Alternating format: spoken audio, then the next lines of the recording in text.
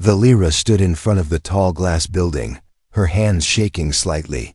She looked down at her daughter Yenu, who held her hand tightly. The child was only 5, with big glowing eyes and thin arms. She had not eaten a full meal in 2 days. Valera took a deep breath and walked inside the building.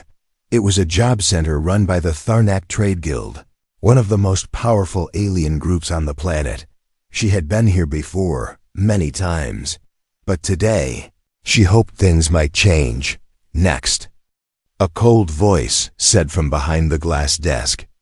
Valera stepped forward and gave her name, her ID code, and her work experience chip. The alien officer scanned the chip, then looked at her with tired eyes. "You again," he said. "We don't have anything for your type," Valera tried to. "Stay calm. I'm a technician," she said. "I fixed plasma grids, I managed reactors." But the alien officer only shook his head. "You're from the Rift colonies," he said. "Your people are unstable," he pointed to the exit. Valera didn't argue. She had learned long ago that begging only made them laugh. She turned around and walked out, Yenu still holding her hand outside. The sky was dark and cloudy. Metal birds flew above, dropping cargo over the spaceport. Valera sat on a bench near the road. Yenu climbed into her lap. "Mama, are we going home now?" the child asked. Valera kissed her forehead. "Not yet," she whispered. "We'll try one more place." They walked through the city, past glowing signs and alien voices. Valera stopped at every shop, every warehouse, every small station that had a hiring sign. But the story was always the same. One owner told her, "You smell like rift dust." Another said, "No room for breeders with children." One alien even threw a rock at her feet and said, "Go back to the waste sectors." Valera didn't cry, not anymore. She had no tears left, only fire. But her body was tired, her feet sore, and her stomach empty. Yenu had started coughing again. The same dry cough from last week. She needed medicine, food, a warm place to sleep, as the sun began to set. Valera found herself near the outer edge of the trade district. It was quieter here, with fewer aliens and more smoke in the air. Shops looked old. Wires hung from the walls, and machines sparked in the streets. She sat on a broken crate, thinking of what to do. A tear rolled down her cheek without her knowing. Yenu curled up beside her, tired and cold. Then a voice spoke. "Need a hand?" Valera looked up, surprised. It was a human, tall and strong, with oil stains on his hands and a welding mask on his belt. He had short brown hair and kind eyes. She blinked, unsure what to say. He stepped closer. "I saw you trying every door," he said. "No luck, huh?" Valera shook her head. "No one hires me," she said, her voice dry. "Because I'm from the Rift and I have a child." The man looked at Yenu, who had fallen asleep. Then he looked back at Valera and said, "Well, I don't care about Rift stuff or alien traditions. I care if you can work." Valera frowned. "You would hire me?" The man nodded. "Name's Mason," he said. "I run a repair shop just a few blocks down. Not a big place, but I could use help." Valera's heart beat faster. She stood up slowly, holding Yenu in her arms. "Why?" she asked. "Why would you help me?" Mason smiled. "Because I know what it's like when no one gives you a chance." For a moment, Valera couldn't speak. No one had ever said that to her before. Most turned away, others insulted her. But this human, this stranger, was offering a lifeline. She nodded slowly. "Okay," she whispered. "I'll work. I'll do anything." Mason pointed down the street. "Let's get you fed first," he said. "Then tomorrow we fix some old plasma coils together." As Valera followed him through the dark streetlights, something changed inside her. For the first time in many years, she felt something warm in her chest. Hope. Mason's repair shop sat on the edge of the trade district. It was small, but full of tools, machines, and old tech waiting to be fixed. There was a soft hum in the air from power cables. A broken security drone buzzed near the roof, sparks flying from its head. Valera followed Mason through the rusty door, holding her daughter close. The shop smelled like oil and metal, but it also smelled like work, like a place where she could belong. "You can put her there," Mason said, pointing to a soft chair in the corner. Valera gently placed Yenu down, covering her with her worn shawl. The little girl was already asleep. Tired from walking all day, Mason walked over to a bench and pulled out a half-broken power core. "Let's see what you can do," he said with a grin, handing her a small tool. Valera took the tool and sat down beside him. Her hands moved slowly at first, but the memory of old work returned fast. She adjusted wires, checked seals, tested the regulator. Within minutes, the core began to glow, stable and clean. Mason whistled, impressed. "Rift-born or not, you've got skill," he said. "Better than some techs I've paid credits for." Valera felt something she hadn't felt in years. Pride. She smiled, just a little, and looked at her hands covered in grease. "I used to fix big power grids before the war came," she said softly. Mason nodded. "War ruins a lot more than buildings." Hours passed quickly. Mason showed her the tools, the old systems, and how to log parts. Valera worked quietly, but her eyes lit up every time a circuit came back to life. Even her fingers stopped trembling.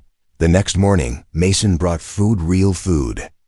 Bread, warm soup, and fruit slices. Valera couldn't believe it. "You don't have to feed us," she said. "I know," Mason replied, "but I want to." Yenu smiled for the first time in days, holding a piece of fruit in her tiny hands. Valera blinked fast to stop the tears. She sat beside Mason and whispered, "Why are you really doing this?" Mason leaned back, wiping sweat from his brow. "Because everyone deserves one person to believe in them," he said. "I had that once, and now I'm passing it on." Later that day, 3 aliens passed by the shop. They stopped at the window, looked inside, and saw Valera working. One of them spat on the glass. The other laughed. "Humans keeping pets now?" Valera froze, her hands gripping the tool tightly. But Mason walked to the door, opened it wide, and said loudly, "Say that again, and I'll weld your mouths shut." The aliens grunted and walked away. Valera stared at Mason, shocked. "You'll get in trouble," she warned. Mason shrugged. "Let them come," he said. "I don't run my life by their hate." Word spread quickly. A human had hired a rift mother. Some customers stopped coming. Suppliers raised prices. The trash outside doubled overnight. Still, Mason didn't fire her. He gave her more hours, more work, and more trust. When a power regulator exploded, he asked her to rebuild it. When the system crashed, he let her fix the database. Valera worked from morning to night. Her body ached, but her soul felt alive. Even Yenu started drawing again, using spare wires and old metal sheets. One day, a customer walked in, an old alien noble wearing a red cloak. He stared at Valera, then looked at Mason. "You have her working here?" he asked coldly. "She fixed your starship's jump coils last week," Mason replied. "You happy with the result?" The alien paused, then slowly nodded. "I was," he admitted. "Very fast and smooth." "Then thank her," Mason said. Pointing to Valera, the noble hesitated, then said in a quiet voice, "Thank you," and left. Valera stood frozen. No alien had ever thanked her before. Not once, not ever. Later that evening, while cleaning the tools, Valera turned to Mason. "Why do you go against your own kind for someone like me?" she asked. Mason looked her in the eye and said, "Because being human doesn't mean looking like me. It means acting human." Valera didn't reply, but her heart felt heavy and full at the same time. She turned back to the tools with a smile on her face. For the first time in her life, she wasn't just surviving, she was living again. The shop was quiet that morning. Valera was organizing spare parts while Mason ran out to get supplies. Yenu sat in the corner, playing with small metal rings and shiny wires. Her soft laughter echoed through the room, warming Valera's heart. For once, life felt calm. The air smelled like oil and dust, but also peace. It was a strange kind of peace, the kind that felt fragile, like it could break any second. Valera was deep into sorting old circuit boards when she heard a sudden beep. She turned quickly, but it was already too late. Yenu had wandered into the back storage room. She had found a round silver object with blinking lights and a cracked screen. It looked like a toy to her small eyes. She pressed the red button in the center. The machine let out a loud whir. In seconds, it lifted into the air, glowing with dangerous energy. It was an old Mark T-2 defense drone, half scrapped but still active. Valera screamed, "Yenu, get back!" The drone scanned the room, targeting movement. It fired a low-level stun burst that barely missed Valera's shoulder. She grabbed a metal sheet for cover and dashed toward her daughter. Yenu was frozen with fear, tears filling her eyes. The drone charged again, spinning faster, sparks shooting from its sides. Valera slid across the floor, grabbing Yenu and rolling behind a heavy workbench. "Stay down," she whispered, wrapping herself around her daughter. The drone hovered, confused by the lack of movement. It switched to alert mode and scanned the room again. Just as it was about to fire again, a loud clank echoed from the side wall. Mason had returned, and he was holding a magnetic pulse rod. "Down!" he shouted, and threw the rod like a spear. It hit the drone's side, causing it to glitch and spin wildly. The sparks turned to smoke, the drone wobbled, and then crashed to the floor dead. The room went silent, only the sound of Yenu's sobs remained. Mason ran over and knelt beside them. "Are you hurt?" he asked, checking both of them. Valera shook her head, breathing hard. "No, we're okay," she whispered. "Thanks to you." Mason stood up and looked at the broken drone. He scratched his head and said, "That thing should have been deactivated." "I forgot it was in storage." Valera stood slowly, holding Yenu close. "She thought it was a toy," she said softly. Mason gave Yenu a small smile and said, "Well, at least now we know she's curious." That night, Mason sat down with Yenu and showed her safe tools to use. He gave her a small broken circuit and taught her how to trace the lines. Valera watched from the corner, heart full and eyes wet. She had never seen anyone treat her child with such patience, such care. "She's smart," Mason said. "You should teach her more. She's got a mind for machines." Valera nodded, a small smile on her lips. "I will," she said. "I just never thought she'd have the chance." But not everyone was happy about what happened. The next morning, an alien officer arrived at the shop. He wore a green uniform with a black armband, the sign of the Trade Enforcement Division. His voice was cold and full of judgment. "We received a report of unauthorized military tech being activated on civilian grounds," he said. Mason crossed his arms. "Relax.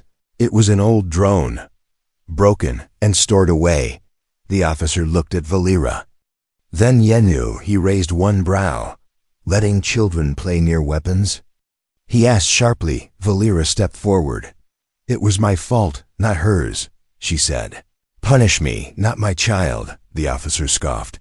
"You're already a punishment to this district," he said. "Low-born rift blood, and now putting civilians at risk." Mason stepped between them, his voice calm but strong. "Enough," he said. "You want to inspect the place? Fine, do it properly.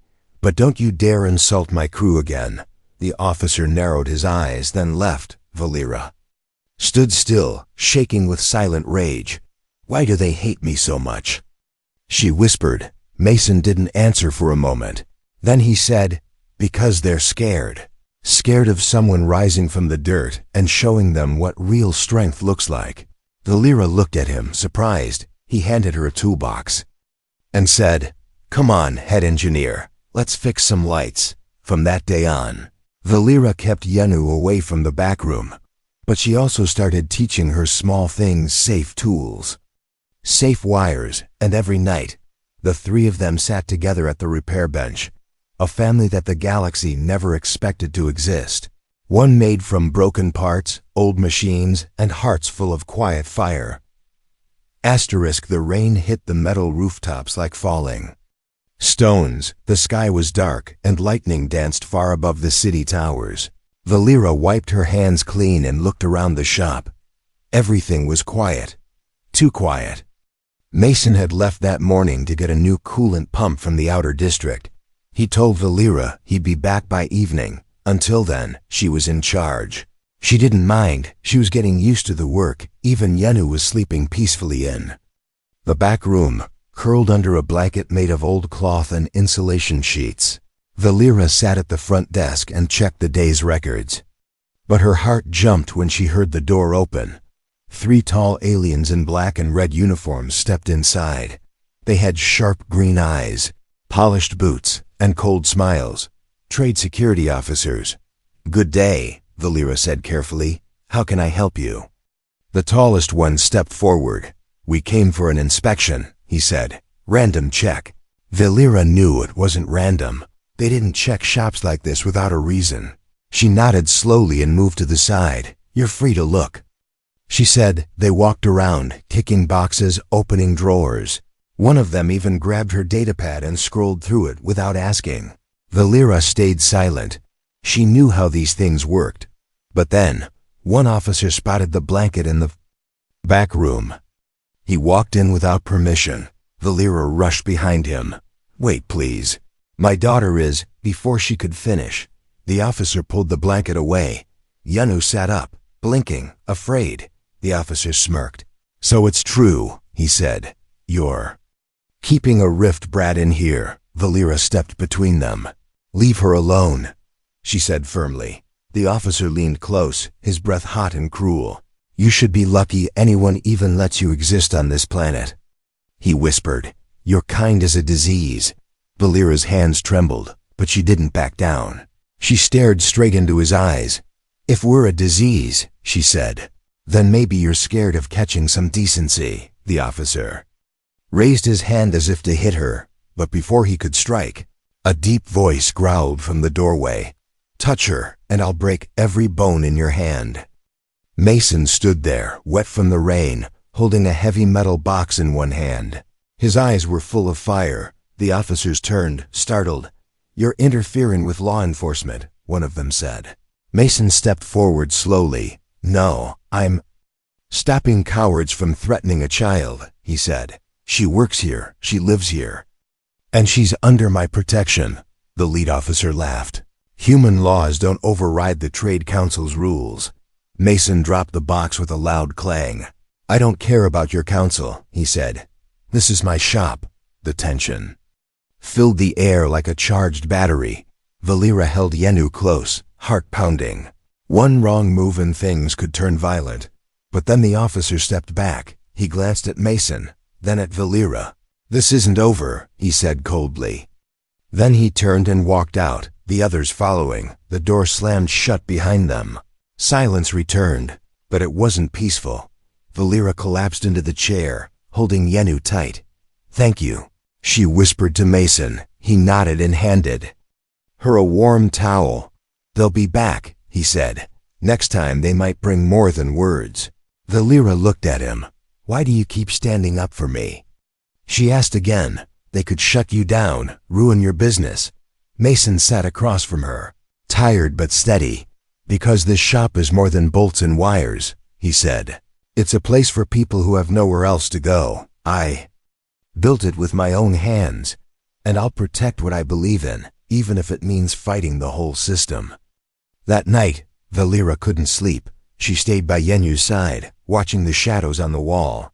She thought about the officers, the insults, the fear, but she also thought about Mason, the warmth in his voice, the strength in his stand for. The first time, she believed she wasn't just an unwanted worker. She was part of something real, something worth protecting. The next morning, the shop door opened again, but this time, it wasn't officers. It was a young alien engineer, nervous and shy. "I heard you give people chances here," he said. "Do you need more hands?" Valera looked at Mason, surprised. He smiled and said, "We might." And just like that, hope entered through the same door fear had left. The shop was busy again. Old machines lined the walls, half repaired and buzzing softly. Valera stood by the workbench, showing the new assistant. "Relo, How to test a plasma coil. Yenu sat nearby, sketching parts and shapes with a piece of chalk. Things were calm, almost peaceful, but deep inside Valera, there was a strange feeling. She had started to trust this place, this human, this new life. Still, something about Mason didn't add up. He was too skilled, too sharp. He fixed war machines. Like toys. Spoke languages no normal mechanic knew, and once, she saw him talking to someone on a secure line, speaking in a voice low and serious. That evening, after the shop closed, Valera stayed behind to organize parts. Mason had gone out to deliver a repaired part to a client. Yenu was asleep in the back room while cleaning the shelf near the old lockers. Valera noticed one of them was slightly open. It wasn't locked, but looked like it hadn't been touched in a long time. Curiosity got the better of her. She opened the locker slowly. Inside were a few dusty uniforms, a sealed helmet, and a coquille. Small box. She pulled the box out, opened it, and froze. Inside was a faded photo. It showed Mason in full Terran Space Marine armor. He stood tall, holding a plasma rifle. Medals on his chest. There was fire in his eyes. And beside him stood two soldiers, both now marked with red slashes across their names. The sign of the fallen. Valera sat down, heart beating fast. Mason had been a war hero. Not just any soldier, but someone high-ranked, respected, deadly. Why would someone like him be running a broken shop on the edge of an alien district? Why hide such a past? She put the photo back carefully, closed the locker, and said nothing. But the question stayed with her. When Mason returned later, tired and sweaty, he noticed her strange silence. "You okay?" he asked. Valera hesitated, then nodded. "I'm fine," she said. "Just tired." The next morning, Valera found a note on the workbench. It was from Mason, out for supply run, back by dusk, check the coolant lines in Sector 3. "Thanks." She folded the note inside, trying to forget what she had seen. She focused on work, but trouble had other plans. Around midday, Yenu collapsed. She had been helping organize light parts, but suddenly her legs gave out and she fell to the floor. "Yenu!" Valera cried, running to her. The child was burning up, face pale, body shaking. Valera carried her to the back, placed her on a bed, and scanned her with a med tool. The result made her breath stop. Yenu's old lung infection was back, worse than before. She needed medical nanites and fast. Valera knew they couldn't afford the treatment. The clinics had refused them before, and the price of nanite packs was too high. She paced the shop, panic growing. She didn't want to ask Mason. She didn't want to be a burden again, so she made a decision. She packed a small bag, wrapped Yenu in warm cloth, and wrote a short message. "Thank you for everything, but I can't stay and watch her suffer. I'll find another way." She placed it on the workbench and walked out into the rain, holding her daughter close. But she hadn't gone far when a voice called from behind. "Valera, where are you going?" She turned to see Mason running toward her, his coat flapping in the wind. She looked down, ashamed. "I can't let her die," she whispered. "I have nothing left to offer." Mason stepped forward, no anger in his eyes, only understanding. "You don't have to offer anything," he said. "You're not a worker to me, you're family." He reached into his coat and pulled out a sealed medical pack. "Here," he said. "It's the latest gen nanites. Good for respiratory infections." Valera stared in shock. "These cost hundreds," she said. "Why would you?" Mason smiled softly. "Because I've lost people before," he said. "I won't lose her." He carried Yenu back inside, helped Valera inject the treatment, and stayed by their side the entire night, checking her breathing, wiping her sweat. By morning, Yenu opened her eyes and smiled weakly. "Hi, Mama," she said, voice soft. Valera burst into tears, hugging her close. Later that day, she finally asked Mason the question she'd been holding. "You were a Terran Marine, weren't you?" Mason looked at her for a long moment, then nodded. "I was," he said. "I saw too much, did too much, and one day I said enough. I wanted to build something, not destroy." Valera reached out and touched his hand. "Thank you," she said, "for saving us not just our lives, but who we are," and Mason simply replied, "You saved me too." Asterisk, the sky turned green before the storm began. It was an acid storm, rare but dangerous. The clouds above boiled and twisted, ready to drop a burning rain that could melt metal. Valera locked down the shop windows while Mason reinforced the roof with energy shields. Yenu stayed in the back room, coloring quietly under warm blankets. Outside, the streets emptied as aliens rushed home, pulling down storm curtains and activating building shields. Inside the shop, the air felt heavy, not just from the weather, but from tension. Mason had been quiet all day. Valera could tell something was bothering him. She asked gently, "Is everything okay?" He hesitated, then finally said, "There's talk," he whispered. "The council is planning something. They want me gone. They say I'm protecting criminals," Valera frowned. "But we haven't done anything wrong." Mason nodded. "I know, but when people hate you, they don't need a reason." Thunder cracked outside, followed by sizzling rain. The storm had begun. Valera dimmed the lights and prepared food, trying to ignore the unease in her chest. Then, the power flickered, not just once but 3 times. Like a signal, Mason looked up sharply. "That's not a glitch," he said. "That's a warning code." Before Valera could ask what he meant, the door exploded inward. Masked figures rushed inside. 5 of them, all wearing body armor and carrying shock rifles. Yenu screamed from the back room. Valera jumped to protect her, but one of the attackers grabbed her arm and threw her against the wall. She hit the floor hard, vision spinning. Mason roared and tackled the nearest intruder. They fought like beasts, metal tools flying, sparks raining down. Valera crawled to Yenu and covered her, whispering, "Stay down, stay quiet." The attackers weren't just criminals. They were part of a secret group known as the Red Order, a violent movement that hated humans mixing with alien, impure bloodlines.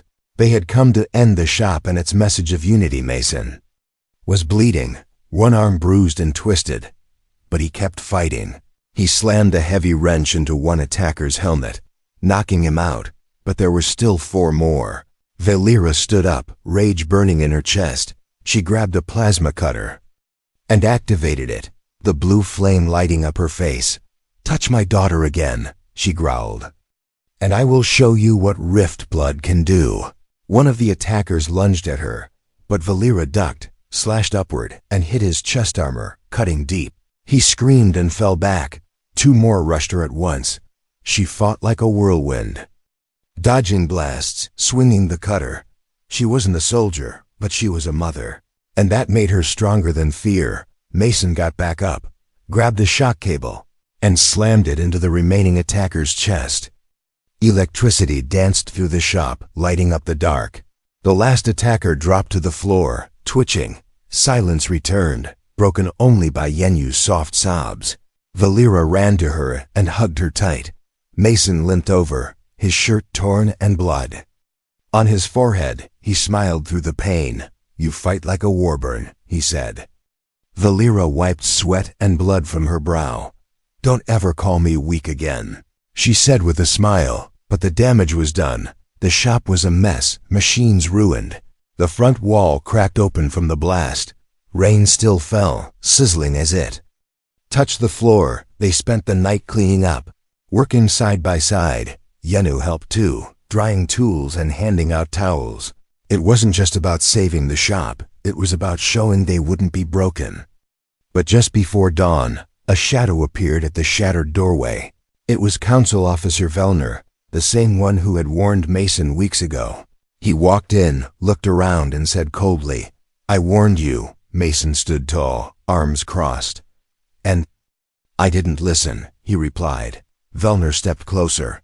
"The council wants you out," he said. "Tomorrow this shop will be shut down." Valera stepped forward, blood still on her hands. "You sent those masked thugs, didn't you?" she accused. Vellner didn't answer, but the smirk on his face said everything. Then he dropped a small disc on the table, a formal notice sealed with the council's mark. "Eviction order, minus 24 hours. He walked out without another word. The storm outside had slowed, but now a bigger one was coming. A political storm, backed by power and law. Mason sat down, exhausted. Valera stood beside him, heart pounding with fire. "We can't give up," she said. Mason looked at her and nodded slowly. "We won't." That night, they made a plan. Because if they were going down, they'd go down fighting for something that mattered. The sun rose slowly over the city. Golden light touched the broken streets and the smoke-stained rooftops. Inside the shop, Valera stood near the counter, her hands shaking as she looked at the eviction notice. Beside her, Mason tightened the last bolt on a power generator. They had less than 3 hours before the Trade Council arrived to shut them down. No court, no hearing, just force. "Maybe we can move the tools," Valera said quietly. "Take the small machines, go somewhere else." Mason shook his head. "No," he said, "we don't run. If we leave, they win." Yenu came out from the back, holding her sketchbook. "I drew something," she said, smiling up at her mom. Valera knelt down, flipping through the pages. Inside was a drawing of their shop with Mason, Valera, and Yenu standing proudly in front. A sign above the door read, "Home." Valera's eyes filled with tears. This place wasn't just a job or a shelter.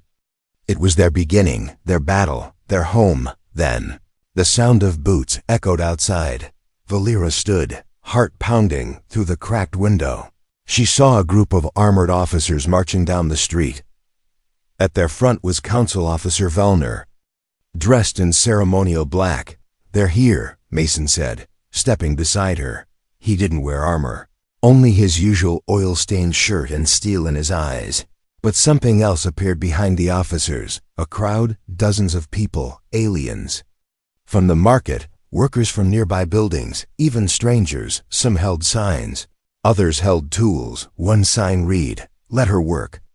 Another, "Humans stand with Rifkind." Valera gasped. She saw Relo, the young assistant they had trained, and behind him, the old alien noble who once insulted her, now holding a sign himself.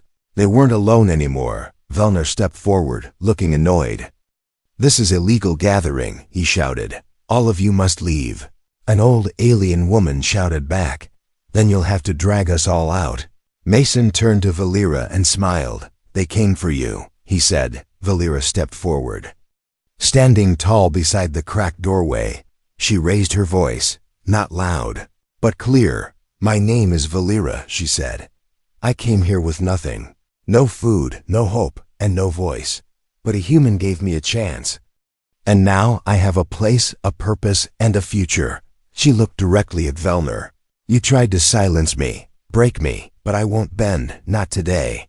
Because now I am not standing alone." The crowd cheered, voices rising high. Vellner's face twisted with rage. He raised his hand to signal the officers, but none moved. They looked around, unsure. Some lowered their weapons. Others backed away. One officer, a young alien with nervous eyes, stepped forward and said, "Sir, this is not a battlefield.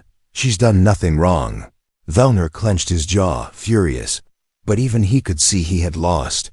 He turned sharply and walked away. The rest of the officers followed, silent and defeated. Valera stood frozen, heart racing. The crowd slowly stepped forward, clapping, cheering. Yenu ran out and hugged her mother's leg, smiling wide. Mason placed a hand on Valera's shoulder. "You did it," he said. "You didn't just fix machines, you fixed the people around you." That afternoon, something special happened. The community came together, rebuilding the broken wall of the shop. They painted it fresh, wired new lights, replaced shattered windows. And then they placed a new plaque on the front door. It was shiny, carved in silver. It read, "Valera, Head Engineer," a symbol of hope. Her name was on the wall now, not as a worker, not as a refugee, but as a leader, a fighter, and a key hero. Yenu giggled beside her. "Mama, you're famous now," she said. Valera knelt down and hugged her tight. "Not famous," she whispered, "just free." As the sun set, the shop lights flickered on, warm and welcoming. People still walked, by waving, smiling, dropping off small gifts, and inside, Mason fired up a new power core, sparks dancing like fireflies. Valera looked around their shop. She saw machines, lights, wires, but she also saw something deeper. She saw family, and this time, she knew she was home.